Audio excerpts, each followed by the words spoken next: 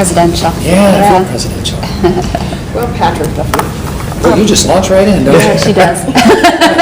No, hi, how No are chit chat, you? no. How's been your day? It's none of that, just like a dart. Okay. We were told we just have a few Oh, minutes. okay, sorry, then I'm That's jabbering okay. on it. No, that's okay. That's all right. Is Bobby the same nice guy? Or can we expect at least, some little bit of dirt from him, or? No, not dirt. I think, it's been 20 years since you've seen him last, so I think everybody matures and develops and evolves to a certain point. That, and he's a person of 2012 instead of the mid-90s. So, yeah, I think he's learned enough that but I think what he has now, more so than in prior incarnations, is he has patience. And so, that's what you learn when you get age anyway. It's a lot of patience. And as opposed to being raging at JR, it's like a parent. You're more exasperated. Oh, you did it again. You did it. Okay. It's like training an animal. They do it and they screw up and they say, okay, come on, we're going to do it again. I'm going to come over here. I'm going to give you another chance. And then he does. So what might be interpreted as a naivete, I think, is just mature patience. And Cynthia has written a couple of lines for him that, to me, are perfect about that. I don't know how many of the episodes you've seen, but there's one where Mama's diary gets discovered. And JR pretends like John Ross stole that diary and slaps him and everything. And later on, we're in bed, and Brenda says to me, she says, JR gave him that diary. Bob says, yeah, I know. But why didn't you get mad? Honey, it's just who he is.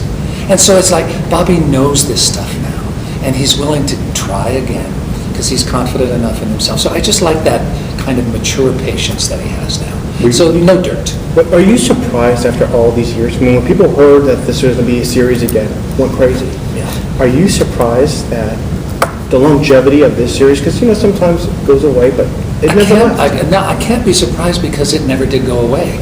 Had it gone away and nobody mentioned the show for 15 years and all of a sudden they're excited again, I'd be, wow, I can't imagine that. But those fans have always been there. The Ultimate Dallas site and all of those things have been alive without abating for 20 years. I'm stunned, but I'm not surprised now that it's there. I'm just hoping that we deliver what they expect. Did you have any concerns about bringing the show back? I mean, were there any? Absolutely. Until I read Cynthia's script. But I didn't think, quite honestly, Larry will always go, oh, I didn't. He's lying. But I didn't think anybody knew how to do it anymore. And especially didn't know how to do it for this time period. I think Leonard Katzman, if he were alive and saw these 7 episodes that you've been given, that he would be very proud of what was done with his show. And I think I knew him well enough that he also might admit that he couldn't have made it for the 2012 audience the way that it is now. And so I think, I was part of his generation of television. I wasn't sure it could be done now. And the scripts that I read, not involving us, but for other productions that were being postulated out there, I didn't read anything that I thought was worthy of being done. So I just sort of thought, well, that was a thing whose time has come and gone. Until I read Cynthia's script, and I thought, oh, crap, that's really good. I'm in. Even if it is 1 episode, I'm in. I think this is brilliant. And we got a year, and I think, if the audience, if those people give us, I say, 3 episodes, you watch 3 episodes. If we haven't delivered in 3 episodes to your satisfaction, cut us loose. But I think all those people within 3 episodes are going to, yeah, it's back. I think the pilot did do that. Sorry. The pilot did do that. Thank you. Good job. Thank you. You've had yours. Yes. Over the years, you've been back and forth to South Fork, obviously. Is there something, or a place, or something that you key into that just makes you go, okay, time hasn't even passed, I'm right back where I belong? I think it's the totality of it. I don't think it's any one thing, and I think that's the beauty of Larry and Linda and myself being back on the show, because I don't think it could have happened with one of us, or even 2 of us. And we have all had this unspoken agreement that none of us would have done the show if the other 2 had turned it down. And that's always been a constant with us. I won't do anything unless I check with Larry and Linda, and the same is true for both of them with, all combinations. And it was them, it was this director, it was this script, it was putting on the wardrobe again. I don't think I put on cowboy boots in 21 years, and I just don't wear them anymore. And I got in wardrobe, and I was let out at the driveway of South Fork Ranch, and there's the production crew and the cat and everything. I thought, I am back, and it feels seamless. It felt seamless. What was the table read like? Table read was great, because that was the time I felt like an icon. We did the table read at Warner Brothers, and they literally they put in tiered seating in this executive conference room, so that all of the people at Warner Brothers, it wasn't just like the president of television, everybody wanted to come to that table reading. There wasn't room, so they built like choir seating, and everybody was there. And the president, Peter Roth, and every mucka at Warner Brothers and TNT was in the room, and we sat at the table and read, and literally, as everybody was introduced, you watch the president of your network going like that, just so excited and so happy. And at the end, it was an instant standing ovation by maybe 50 people in the room. Everybody wanted a photograph. We were at a historical moment in terms of television, not in terms of world politics or anything important, but in terms of television. It was a moment. And I felt, I knew we were part of television history, but I really felt cool in that moment to be in that place at that time. You've become pop culture history too. I mean, it has played into actual historical things. I mean, my mom was even joking about back in the day when the Who Shot JR, they even had T-shirts that said the Democrat shot JR because it was a political year. And we're part of that, and it's great to be part of that. I'd be lying if I didn't say I felt really proud. Isn't it odd that you kind of already know your legacy, and especially with the return? Well, this is interesting, and I've started thinking about this today. I never think about anything about my profession until I do something like this and I get asked questions. And I'm thinking, you do a new pilot of a show, and it's not successful. A few people know it, and you're off doing another pilot, and you resume. If this is not successful, the world will know it. This will be the biggest flop in the history of television if it's not successful.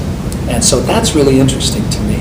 That it's not that there's a lot riding on it, but I understand the significance of it, which is also why it took so long to get done. Warner Brothers owned this property for 25 years. And when all these ideas get done about doing it again, they're thinking, it's like, do you really want to screw with Bugs Bunny? No, it's a brand item, and you don't screw with it. It's sacred. Mickey Mouse is sacred. Certain things, the swoosh on the Coca-Cola bottle, you don't mess with it. And Dallas is one of those things. And for Peter Roth and for Michael Wright and all those people to finally say, the time is right, the script is great, let's do a series. Off topic for just a second. We're living in My favorite color is blue. Boxers are brave. We're living in a time of superheroes right now. Yes. This weekend's going to see the opening of this The Avengers. Yeah. When you see all the attention being paid to superheroes, comic book heroes right now, do you kind of have a feeling that been there, done that? Man from Atlantis? At a time when they weren't done. I was probably, I think, the second superhero, other than Superman, who's always been around, but that modern thing. And we did it so primitively. It was before special effects. We couldn't Photoshop a single thing. If I was wet, I was wet. If I was underwater, I was underwater. And it was fun. And I think we missed the boat, thank God, because 7 days after Atlantis was canceled, I signed my Dallas contract. So it was the perfect thing to happen. But I have negotiated the rights to The Man from Atlantis in book form, and I've written the first volume of a triptych that I want to write, taking it back to pure science fiction. And we'll see. I may never see the light of day, but I like playing with that concept.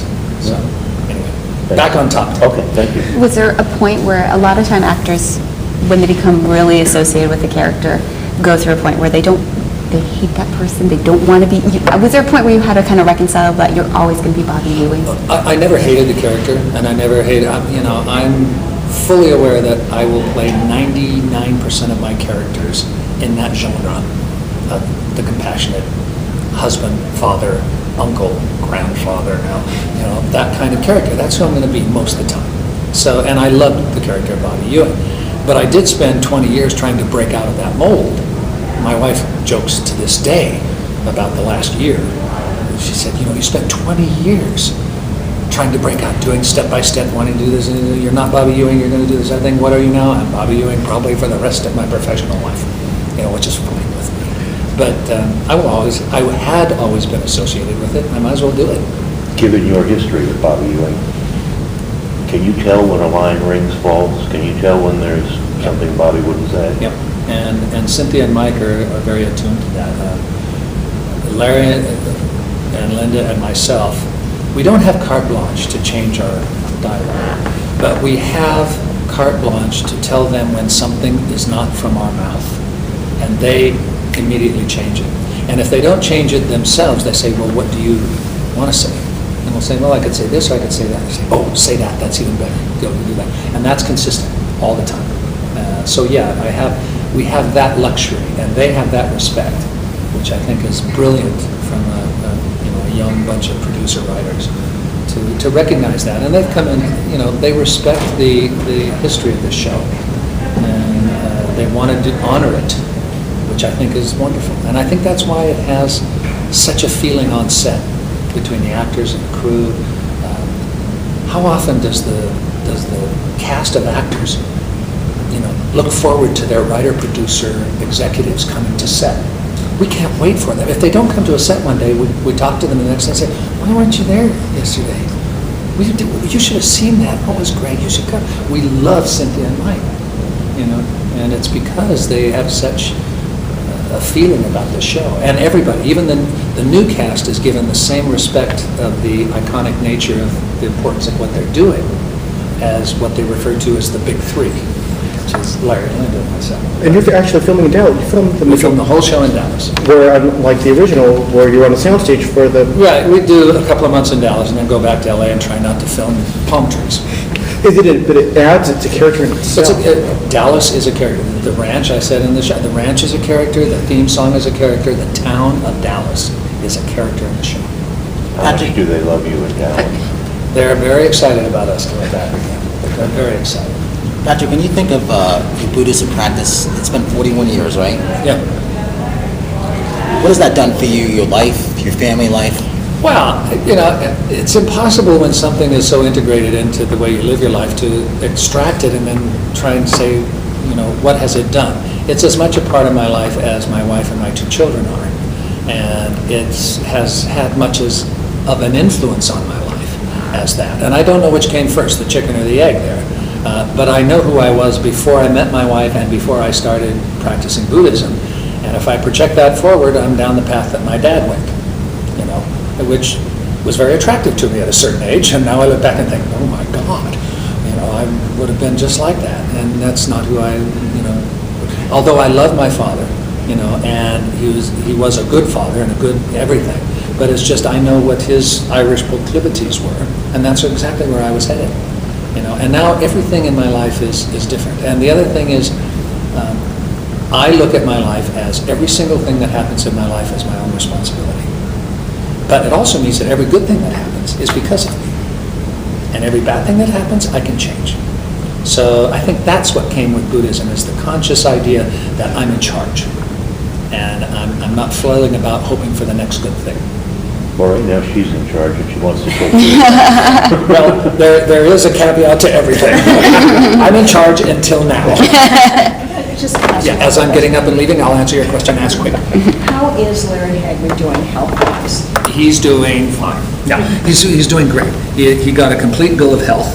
You can hear it. He got a complete bill of health. I think I could do like a puppet. He got a complete bill of health. But his health is great. His health is great. Which one are you? Okay. Okay. His health is great. He's very healthy. He's gained his weight back after he did chemo and radiation, and he's got his health back, and we're looking forward to the next 14 years. Thanks, Patrick. Good.